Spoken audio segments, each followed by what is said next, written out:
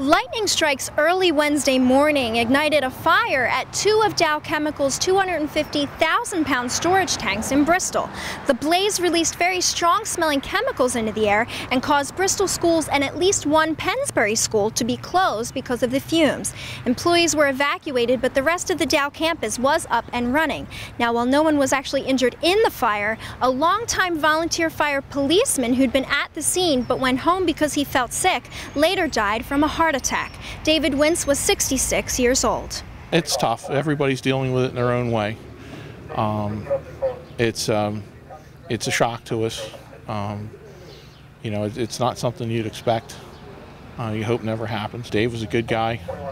You know, he was always around when we needed him, and anybody needed him in town. He did all the community events and helped out with borough festivals and things like that. He worked well with the other guys, you know, when he was out there.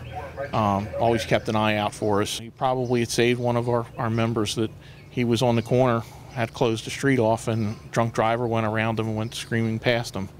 And he had shouted a warning so our people could get out of the way. He got up because he wanted to and came to help people out, and unfortunately didn't come home.